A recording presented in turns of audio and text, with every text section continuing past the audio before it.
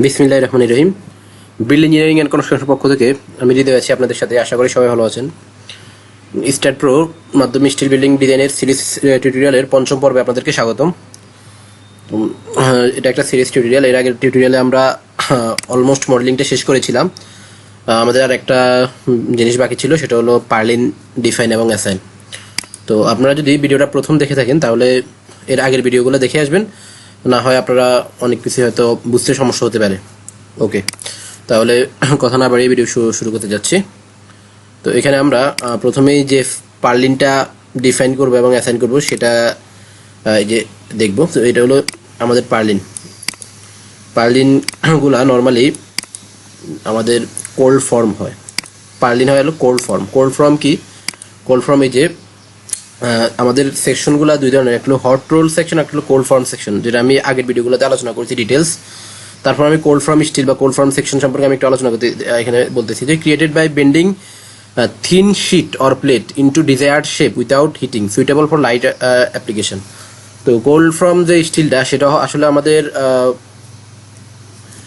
যে বিভিন্ন থিন, অনেক পাতলা, চিকন পাতলা প্লেট বা শিট থাকে, সেগুলাকে আমরা বাঁকিয়ে বেন্ড করে এই ইয়েগুলা শেপগুলা তৈরি করে থাকি। আর এখানে বিভিন্ন ধরনের শেপ হইতে পারে। সি শেপ মানে সি এর মতো সি সেকশন, তারপরে C section with lips, Z section, এরপর Z section with lips, L section, equal L section, H section, বিভিন্ন সেকশন হইতে পারে পার্লিনের।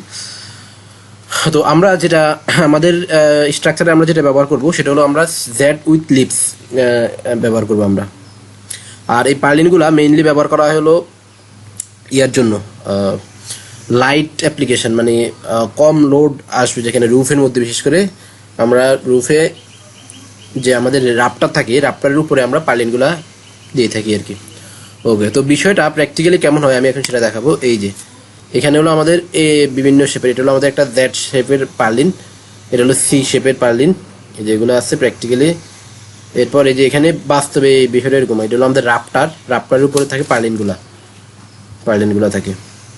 যেটা হলো সি, একটা সি শেপের পার্লিন, একটা জেড শেপের পার্লিন, এটা এখানে দেওয়া আছে। ওকে, আর পার্লিংয়ের যে ডাইমেনশনিংগুলো সেটা আমি এখন দেখাবো। তো এখানে দেখেন একটা পার্লিনের যে শেপ, যে সাইজটা বা শেপটা আমরা ব্যবহার করবো সেটা হলো 7ZS 2x105। তো এখানে আপনাদের মনে প্রশ্ন রাখতে পারে যে এটা আসলে কি মিন করে এই জিনিসটার। হ্যাঁ, তো সেটা আমি দেখাচ্ছি আপনাদেরকে। এটা হলো আমাদের কোল্ড ফর্ম স্টিল সেকশনের ডিজাইন ম্যানুয়াল। তো আমি এটার মধ্যে থেকে আপনাদেরকে নিয়ে যাই প্রপার্টির মধ্যে, সেকশন প্রপার্টি।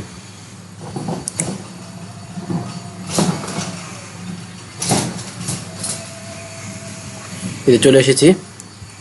তো আমি যেমনটা বলেছিলাম যে এখানে আমাদের বিভিন্ন শেপের পার্লিং হয়ে থাকে, যেমন যে সি সেকশন উইথ লিপস। হ্যাঁ, তো আমি যেহেতু আমরা এখানে সি ইউজ করব না, তো যার কারণে আমি সি নিয়ে এখানে আলোচনা করতেছি না। আমরা জেড পার্লিন ইউজ করবো, জেড পার্লিন উইথ লিপস, সেটা নিয়ে আমি আলোচনা করবো। তো এখানে বিভিন্ন সেকশনের গুলা, বিভিন্ন শেপের বিভিন্ন সাইজের সেকশন দেওয়া আছে। সব ধরনের সাইজ এবং সেকশন আসলে মার্কেটে অ্যাভেলেবল থাকে না। আমি এমন একটা পার্লিনের শেপ চুজ করেছি যেটা আসলে মার্কেটে অ্যাভেলেবল। হ্যাঁ, তো সেটা নিয়ে আমি আলোচনা করবো এখানে। এই যে জেড সেকশন উইথ লিপস এটা, তো এখানে এই জেড সেকশন উইথ লিপসের সকল ধরনের প্রপার্টি ডাইমেনশনগুলো দেওয়া আছে। আমি দেখাচ্ছি। তো আমাদেরটা হলো যে এটা 7ZS2x105 এটা। তো এখানে আমাদের 7 মানে হলো আমাদের ডেপথ, এই যে ডি, আমাদের প্রথমে যে 7টা সেটা হলো আমাদের পার্লিনের ডেপথ, এই যে এখান থেকে এতটুকু। এরপর জেড মানে হলো পার্লিনের শেপ, পার্লিনের শেপ।